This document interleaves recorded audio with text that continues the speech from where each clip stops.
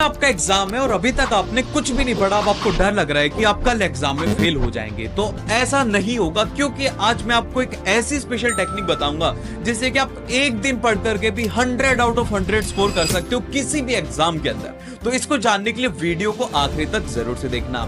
So hello everyone, I am Ayush Punia and welcome to Seekho's official show board exam tips. तो भाई देखिए, आपको समझना पड़ेगा कि अब आपके पास में टाइम बहुत ज्यादा लिमिटेड है, तो आपको स्मार्टली स्टडी करना होगा। तो उसी के साथ में आप लोग मुझे कमेंट करके बताइए कि आपका कौन सा एग्जाम है जिसके लिए आप प्रिपरेशन कर रहे हैं। तो भाई देखिए, आपके पास में जो सबसे फर्स्ट स्टेप है वो ये है कि आपको अभी है ना पूरा सिलेबस पढ़ने की जरूरत नहीं, और ना ही आप इतने कम टाइम के अंदर पूरा सिलेबस पढ़ पाओगे। तो आपको क्या करना है, आपको पेपर में आने वाले क्वेश्चंस के बारे में ही पढ़ना। आपको ऑलरेडी पता होगा कि कल पेपर में क्या आएगा। आप बोलेंगे ये कैसे हो सकता है? ये हो सकता है अगर आप पिछले 3 साल के पेपर का एक बार एनालिसिस करो। आप प्रीवियस ईयर को उठाओ और उनका एनालिसिस करो कि किन टॉपिक से बार बार क्वेश्चंस आ रहे हैं, और उनको एक बार नोट डाउन करो। तो आप देखेंगे कि सभी टॉपिक्स को पढ़ना जरूरी नहीं है, बस ये कुछ 10-20% टॉपिक हैं जिनको कि पढ़ना जरूरी है। तो उन्हीं टॉपिक के ऊपर आपको फोकस करना है। लेकिन अब सवाल ये आता है कि अब हम इसमें पढ़ें कैसे?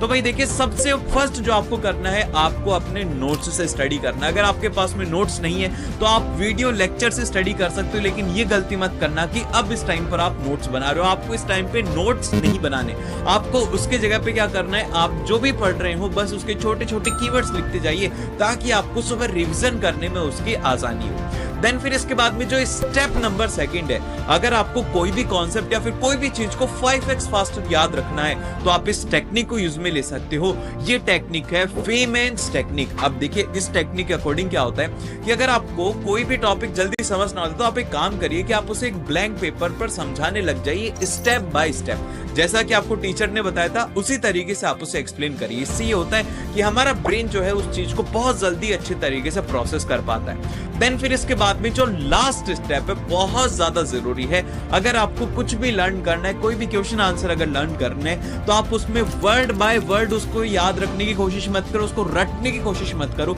सबसे पहले उसे समझिए, फिर उसके बाद में उसमें से इंपॉर्टेंट कीवर्ड्स निकालिए और उन कीवर्ड्स के थ्रू अपनी लैंग्वेज के अंदर एग्जाम में आंसर क्रिएट करिए। इससे आप एग्जाम में भूलेंगे नहीं और आपका आंसर जो है एग्जामिनर को इंप्रेस करेगा। और उसी के साथ में एक बोनस टिप है, इस बार तो गलती हो गई है, लेकिन आगे से ध्यान रखिए कि आगे से आप टाइम पे ही स्टडी करें। और उसी के साथ में ये वीडियो कैसा लगा फीडबैक में जरूर से बताना, और all the best for your exam. और अगर कोई डाउट हो तो भी आप फीडबैक में पूछ सकते हैं।